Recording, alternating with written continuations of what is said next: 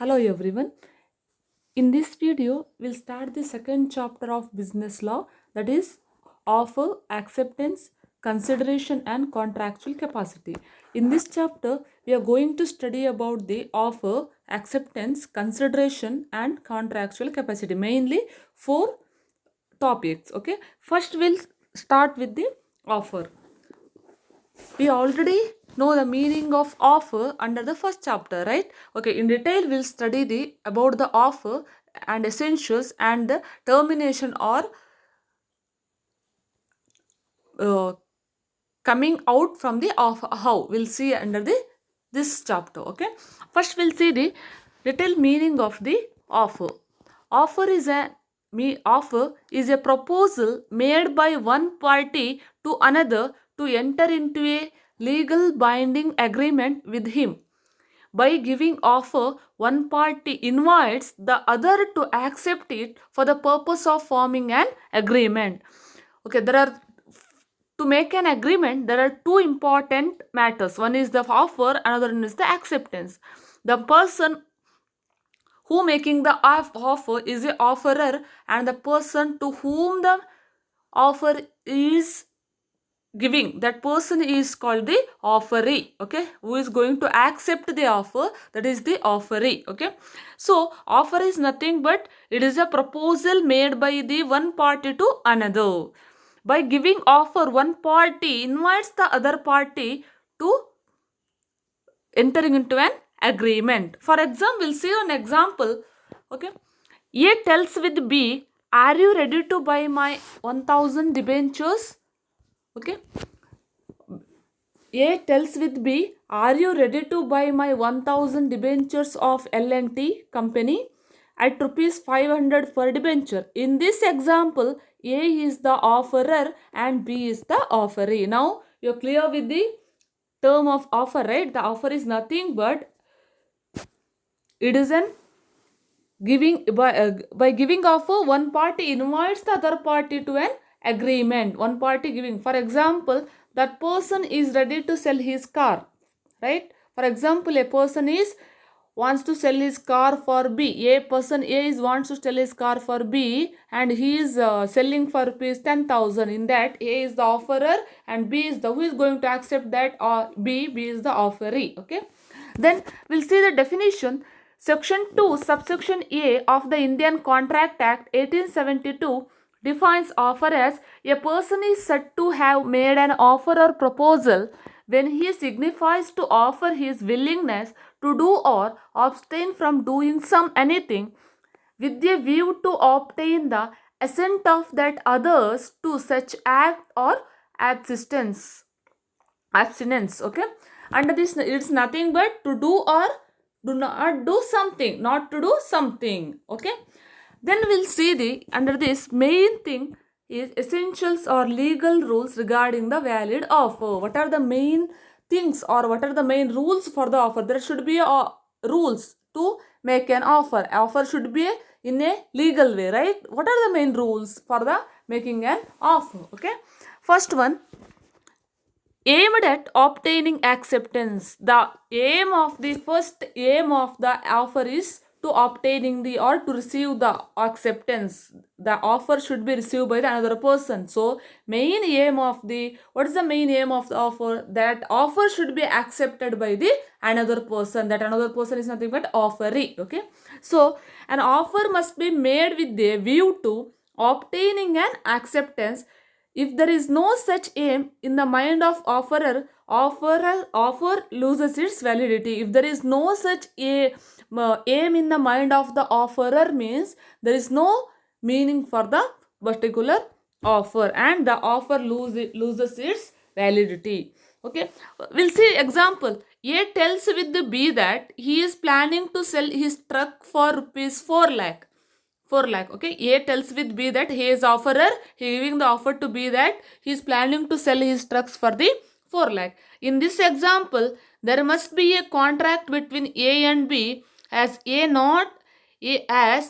has not taken a decision to sell his truck and he is not serious about selling the truck, right? Here tells with the B that he is planning to sell his truck, is not not decided, but he is just planning. In this, cannot considered as the, A cannot be taking decision on to sell his truck. Okay, so main aim should be what? Obtaining the acceptance. That person particular, the aim is to, that offer should accepted by the another person.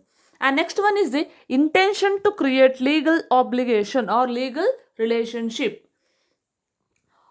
Offer, this not need to explain this essential, because intention to create legal relationship, because offer must be to the creation of the legal relationship between the two persons. It should not be illegal. The offer must be legal. Offer must be made with the intention to create legal relationship with the other party. Otherwise, it is no offer in the eyes of law. If there is no legal obligation or legal relationship, there is no offer in the eyes of the, as per the law.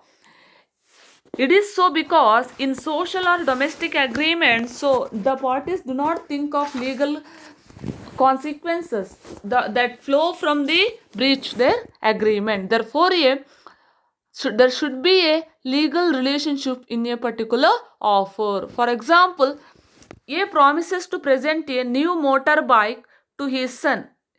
B, if he secures first rank in the university examination. There is no offer since A's promise is domestic in nature. It's a domestic in nature. It's not in a legal way. It's a relationship between the person, son and the person. In the case of Balfour and Balfour, right? It's the relationship between the mother or the parents and the son. Okay, it's a social relationship. Okay, so there should be a legal relationship between the offer. Next one is the terms of offer must be clear, definite, certain, and not loose. The terms should be specifiedly detailed, must be mentioned in the particular offer. It should be mentioned particular or in detail should be mentioned and should be clear. Okay, and see, for the terms of offer given by a party must be clear and the certain. In case the terms of an offer are not clear and its acceptance cannot create any contractual relationship. In other words, the offer given by a person should be capable of being properly understood by the person to whom it is made. The offer made by the one person, it should be in the way to, it should be easily understood by the person to whom it is made. It should be easy way. It should be clear. There should not be any confusions in the offer. It should be clear. Okay. For example, A says to B that he could sell his laptop for 50,000 or 60,000. Whether it's clear or whether it's certain, no, 50,000 or 60,000, whether 50,000, whether 60,000, not mentioned clearly, right? This one should not be there in the offer. It should be clear. It should be clean, right? Or certain, or do not lose. See, there should, in the case A says to B that he could sell his laptop for 50,000 or 60,000. It is a confusion, right? 50 or 60. The confusion should not be there under this. Okay. Next one. An offer may be express offer or implies offer. An offer may be express or implies offer. An offer, it may be in the form of expressing. We are telling the offer, or implied as it is. Okay, it happened. Offer going to be happen as it is. For example, see, an offer given by the offerer in an agreement to invite another person to accept it may be either express or implied. Offer can be in two ways. It is express offer. Express is nothing but I am expressing. I want to sell my car. I am giving offer to particular person. Okay, it is express.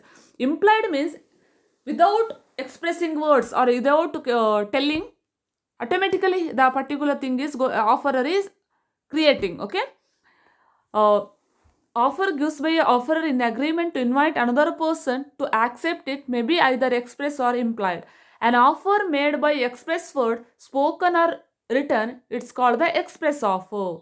An offer which is inferred from the conduct of the offerer or from the circumstances of the case. Because of the circumstances any offerer is created, that is the implied offer. Such offer is not neither in the spoken, it's not in the spoken words or not in the writings. For example, we'll see the first example for the implied offer.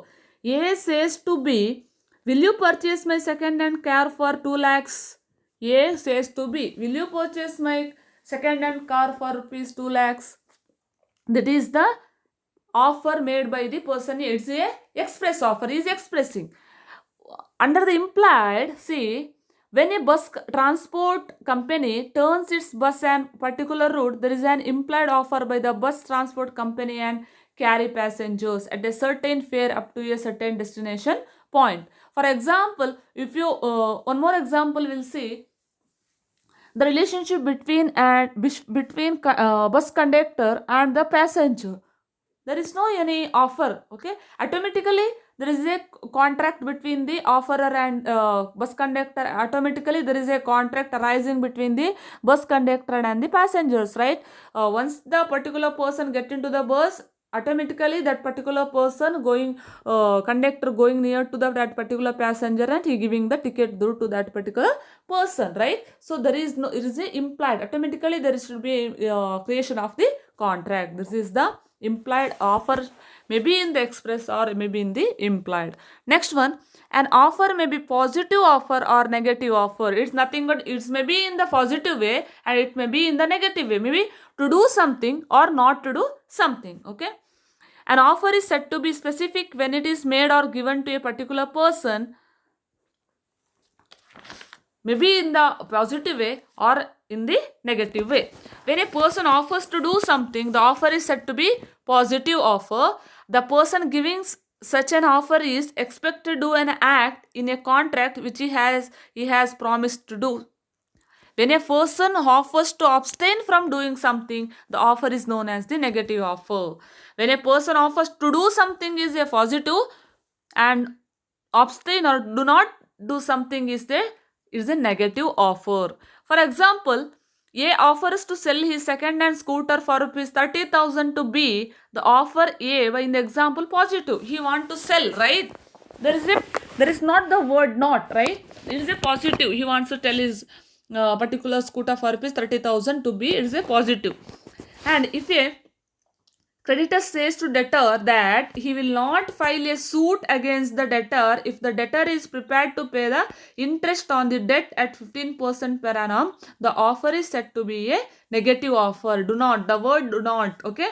If a creditor says to his debtor that he will not file a suit against the debtor, here the creditor says to debtor that he is not going to file a suit against the debtor if the debtor is ready to pay the interest on the debt 15% per annum. If the debtor is ready to pay the 15% of it, then only he is not going to file a particular case. Otherwise, the creditor is going to file a case. It's a negative offer. Okay. Then we'll see the fifth one is over, right?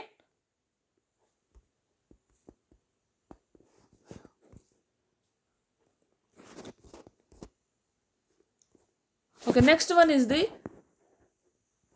an offer may be specific offer or the general offer. You see, an offer may be specific offer or general offer.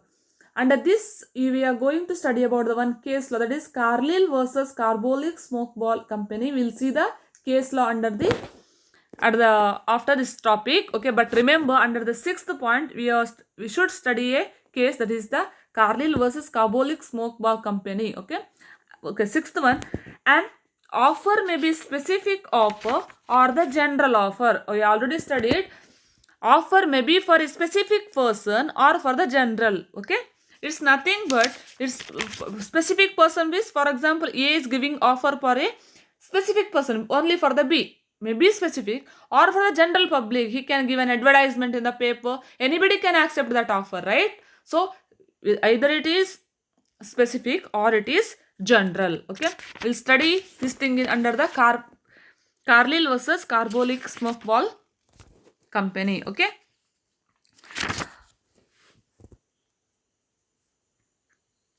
An offer is said to be specific when it is made or given to a particular person. Only for the particular person means it is specific. An offer made to the public at large, general public. Offer going to the public at large, general public. Giving the offer for the general public means it is a general offer. For example, A makes an offer to his neighbor B to sell his motor. A is going to sell his motor vehicle for B for rupees 50,000. It's the offer only for the B, right? It's a specific person, specific offer. And the A makes an offer to sell his motorbike for 20,000 to anyone his neighborhood is a general offer. For example, if a person wants to sell his vehicle, he is going to add that particular vehicle in the OLX, right? Anybody can accept that offer, right? Is giving the offer in the OLX, anybody can accept that offer, right? So that is the what general offer, anybody can accept. For example, giving the offer for only for a particular person means is the specific offer.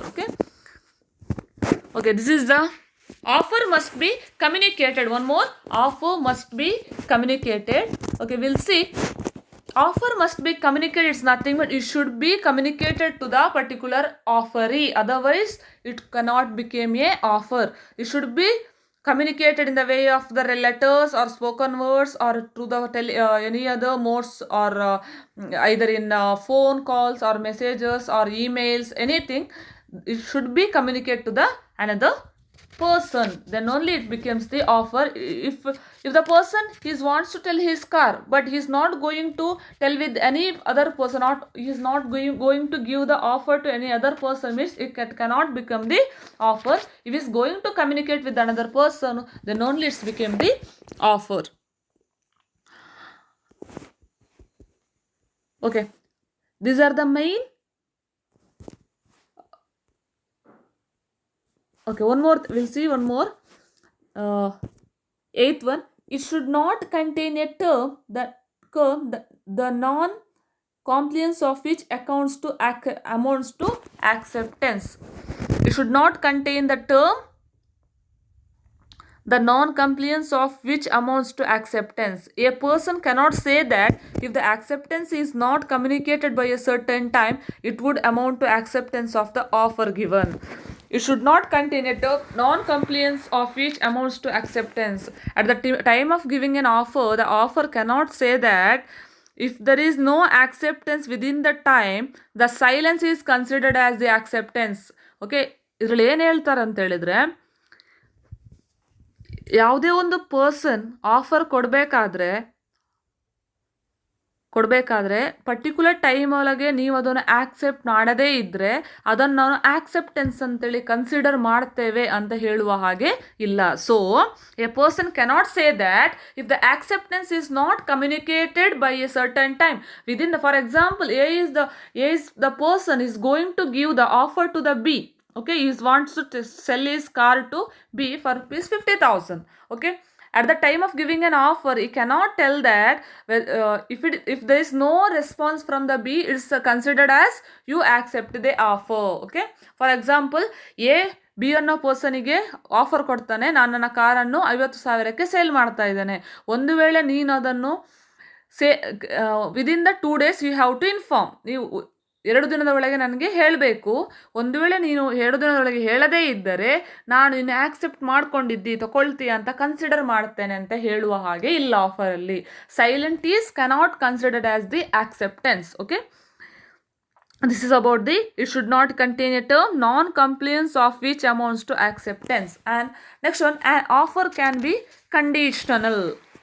It can be conditional. At the time of making an offer, he can put the conditions. Okay, after the acceptance he cannot put the extra conditions, but at the time of making an offer, at the time of communicating the offer to another person, he can make any conditions. There could be some condition in an offer. An offer is at liberty to put any number of terms and conditions to the offeree, including the mode of acceptance. When the offerer puts certain conditions, offer has to fulfill those conditions while accepting the offer. At the time of making an offer, the offerer can put any kind of conditions. Okay, there is no any restrictions on putting conditions. In the case of the mode of acceptance also, okay, you can put the conditions on the mode of acceptance. It's nothing but that particular person should accept that particular offer in the particular mode only. Okay, you can put the any conditions. When offerer put certain conditions, the acceptancy or offeree has to fulfill those conditions. With accepting that offer, you have to fulfill those conditions. Okay, this is about the some legal rules regarding the acceptance of the offer. Okay, we'll see the some other legal rules regarding the offer in the next class. Okay, thank you.